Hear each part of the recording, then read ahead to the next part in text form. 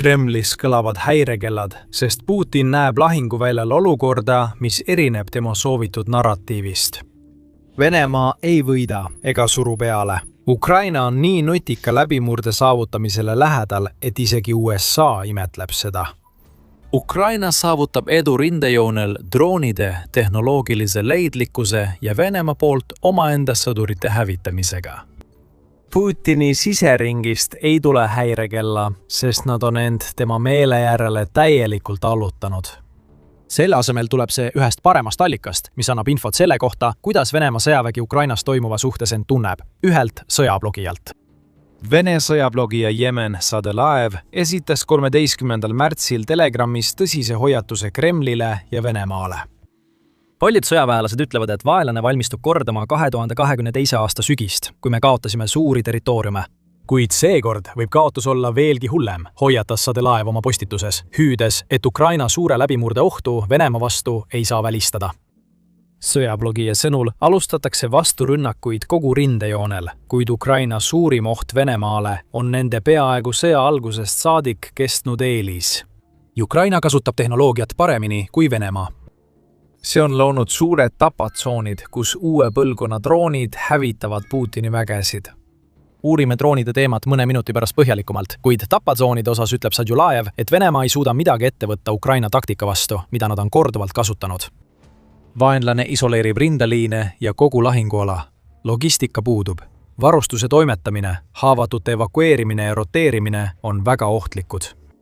Pärast isoleerimist algavad droonirünnakud, millele järgnevad vasturünnakud. Vaenlane valutab oma positsioonid tagasi, kinnitab sõjablogija. Ukraina nutikas strateegia võimaldab Venemaa isoleeritud väed ilma kaitseks vajaliku toetuseta jätta. Rääkimata Putini nõutud lõputute rünnakute jätkamisest. See on Ukraina välja töötatud tapatsoonide strateegia, mis on hullumeelsel moel vilja kandmas ning peatab Venemaa väed koha peal, samal ajal kui loob võimalusi märkimisväärseteks edusammudeks, mida Ukraina juba saavutab ja plaanib tulevikus saavutada. Oleme varem rääkinud Ukraina tapatsoonidest.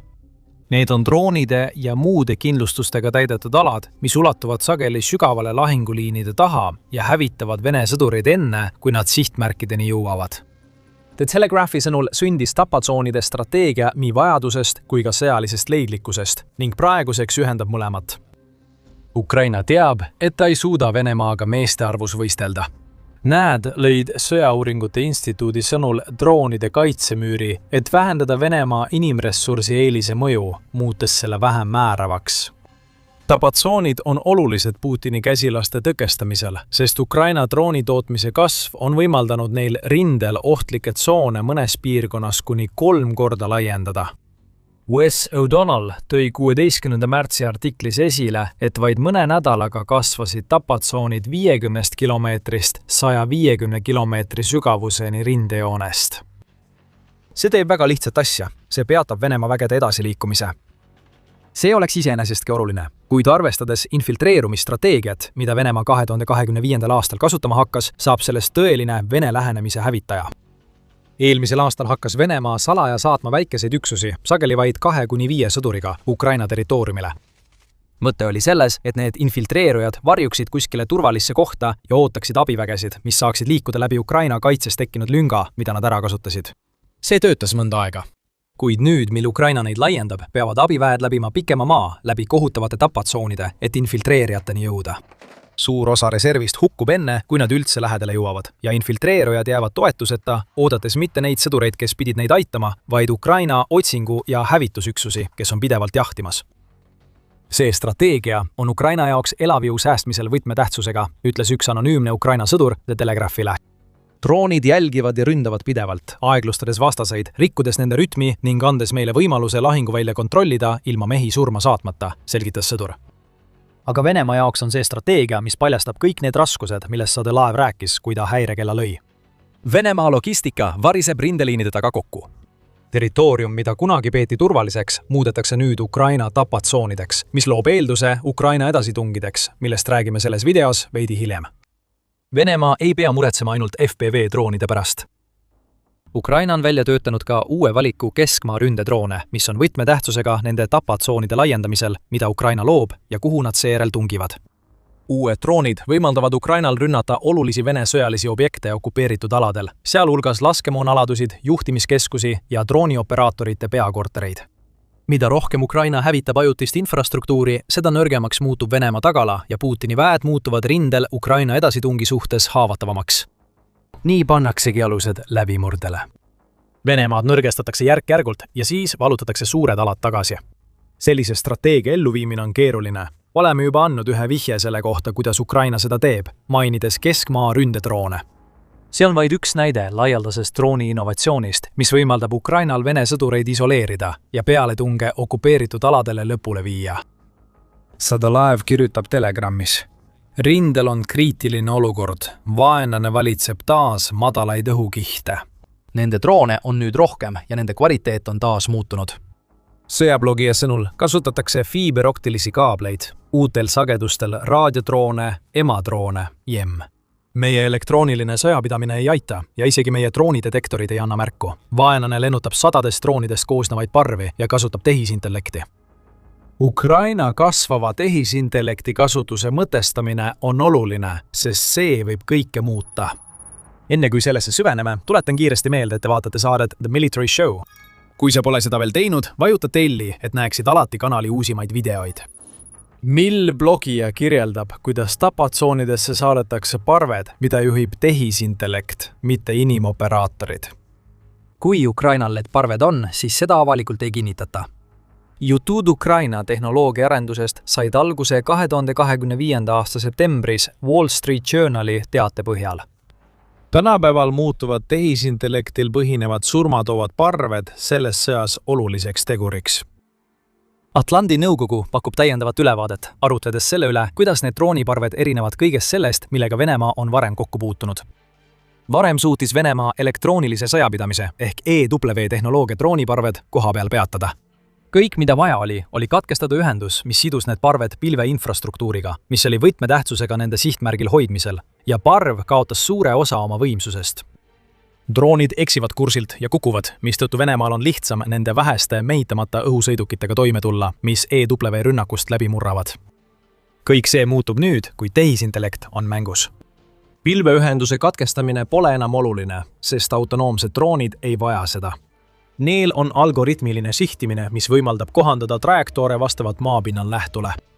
Masinõpe aitab droonidel õppida ja Venemaa vastumeetmetega kohaneda, suurendades eduka rünnaku võimalust. Nii arvab Sadulaev tehisintellektiga drooniparvede kohta, mis paistavad elektroonilisele sõjapidamisele immuunsed. Droonid ei ole immuunst. Need on lihtsalt targemad kui kunagi varem ja suudavad sihtmärgini jõuda isegi siis, kui nende ühendus pilvega on katkenud. Ukraina toetub üha enam sellele tehnoloogilisele eelisele Venemaa ees, mis võib olla läbimurde võti, mida Venemaa sõjablogijad usuvad peagi saabuvat. Ukraina osaleb aktiivselt tehisintellekti väljaõpetamises, mida nende drooniparved kasutavad. 12. märtsil kirjutas New York Times, et Ukraina jagab drooni videoid ja lahinguandmeid paljudele ettevõtetele, nii Ukraina omadele kui ka teistele, kes arendavad Venemaa vastu kasutatavaid droone. Ukraina kaitseminister Mihhailo Fedorov selgitas 12. märtsil Telegramis, miks Ukrainal on oluline tehnoloogiliselt Venemaast ees olla. Kaasaegses sõjapidamises peame Venemaad edestama igas tehnoloogilises tsüklis. Tehisintellekt on selle võistluse üks võtmevaldkondi, kinnitas Fedorov, lisades. Sõjapidamise tulevik seisneb autonoomsetes süsteemides. Meie eesmärk on suurendada droonide ja lahingusüsteemide autonoomsust, et need suudaksid kiiremini sihtmärke tuvastada, olukorda analüüsida ja aidata lahinguväljal otsuseid teha. Ukraina kaitseminister ütles, et riik lõi tehisintellekti platvormi, mis võimaldab turvalist mudelite treenimist ilma otsese juurdepääsuta tundlikele andmetele. Neile mudelitele antakse juurdepääs pidevalt uuenevale lahinguvälja andmevoole, mida nad kasutavad selleks, et võtta tänased Ukraina tehisintellektil põhinevad droonid ja muuta need õudusteks, millega Venemaa peab homme silmitsi seisma. See on Ukrainale suur saavutus. Neil on sadu tuhandeid või miljoneid droonide salvestatud videoid, nii ebaõnnestunud kui ka edukatest rünnakutest. Iga klipp annab infot Venemaa kaitse ja Ukraina taktika kohta, aidates täiustada Ukraina droonistrateegiat. See on juba nii tõhus, et see mängis suurt rolli Putini kaotustes. UKR Inform teatas, et ainuüksi 18. märtsil eelnenud 24 tunni jooksul hukkus 1710 tema sõdurit.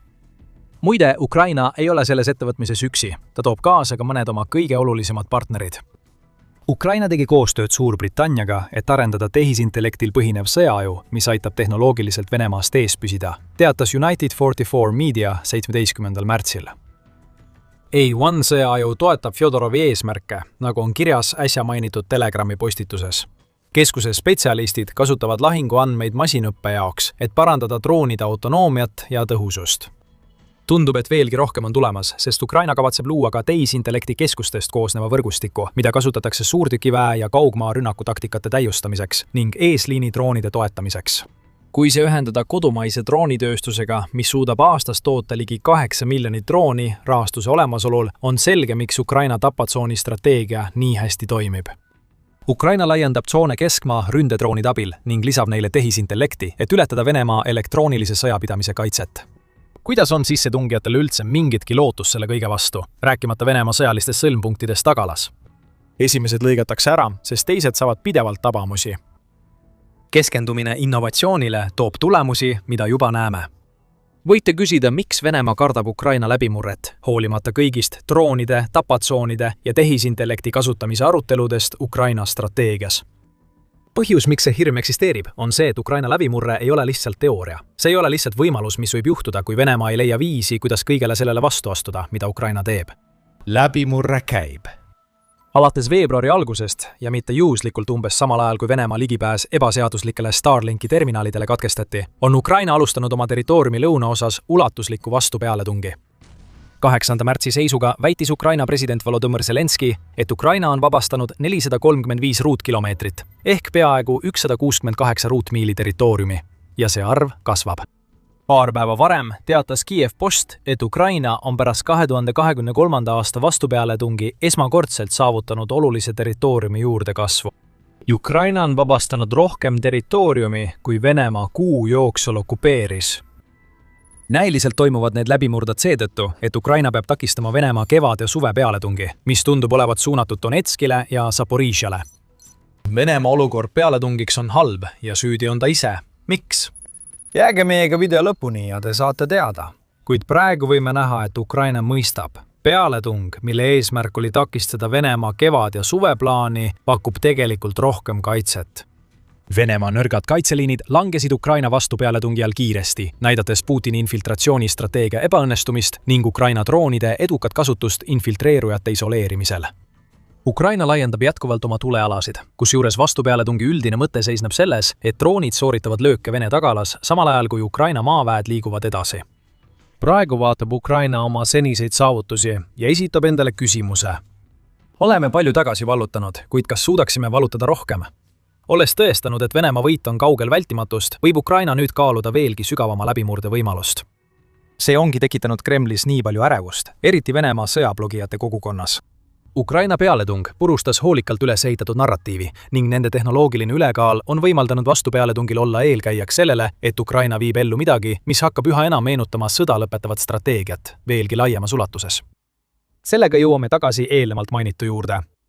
Ukraina on olnud geniaalne lahinguvälja olukorra loomisel, kuid Venemaa on sellele oluliselt kaasa aidanud. Putinis jõhker suhtumine sõjaväkke nõrgestab Venemaad nii, et Ukraina vastupealetungid ja läbimurre muutuvad tõenäolisemaks. Me teame seda tänu märtsis avaldatud ÜRO inimõiguste ülemvoliniku ameti ehk OHCHR-i raportile. Laseme raportil ise rääkida. Analüüsitud tunnistused näitavad, et sõjaväe ülemad kehtestasid, rakendasid või tolereerisid meelevaldselt äärmuslikku vägivalda ja sundi sõdurite suhtes karistusena keeldumise eest osaleda sõjalistes operatsioonides. See tähendas peaaegu kindlat surma ka siis, kui rindel taandumine oli õigustatud vigastuse, laskemoona või toidu ja vee puudumisega. ÜRO inimõiguste ülemvoliniku andmetel kinnitas 61-85 küsitletud Vene sõdurist, et nad on armees karistusmeetmeid pealt näinud.